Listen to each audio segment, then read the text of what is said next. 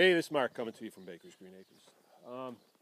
This is going to be part 5, and I'd like to talk a little bit about breeding your cow. If you're going to keep a cow for your house, or you have aspirations of having more than one cow, keep in mind that you have to breed that cow every year. So you're going to have a bull, or you're going to have to borrow a bull, which is kind of like borrowing a tiger, or you're going to have to take your cow over to somebody that has a bull.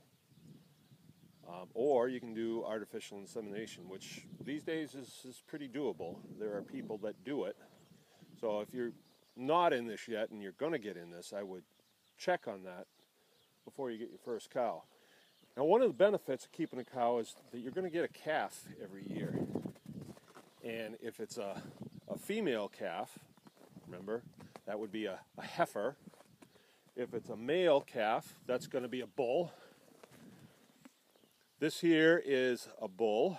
He's a male, and he's about 3 months.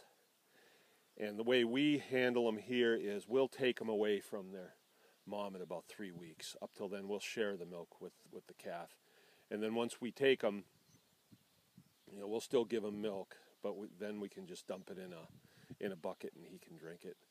And one of the nice things is, now he's definitely going to be beef because he's a male and I don't need another bull, so we'll castrate him. But if I have extra milk, I can just give it to him, and he puts it on in weight. So he makes very good use of it. Of course, I have pigs too, so there's never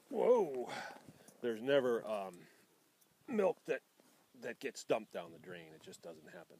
And he's a really friendly guy. I mean, I really like this guy. His name's Pumpkin Pie. All right, and he's got a little porta hut right here, and that becomes his whole world. If he ever gets off the chain, which happens occasionally, he just stands there. He doesn't want to go anyplace.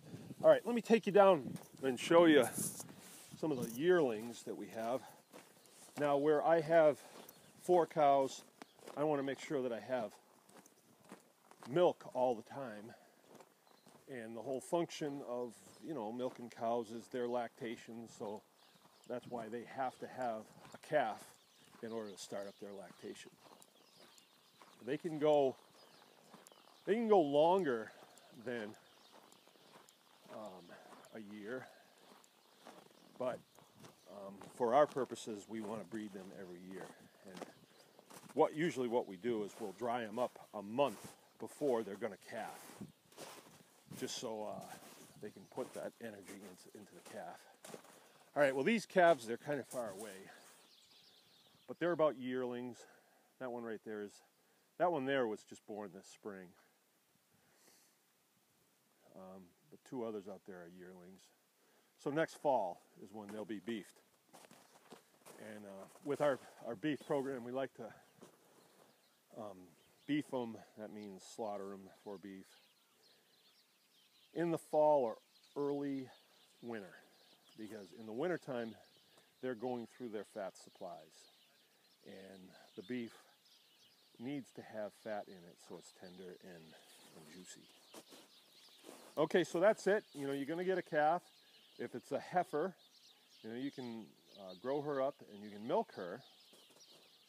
If it's a bull, you can castrate him, and then you can let them wander around for a couple of years on grass.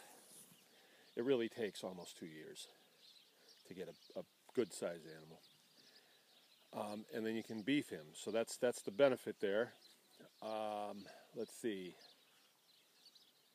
Yeah, that's it. Of course, we do some rotational grazing here, and I'll go through a little bit of that as spring gets closer, and you can see that it's right around the corner. All right, Mark from Baker's Green Acres. Stay warm.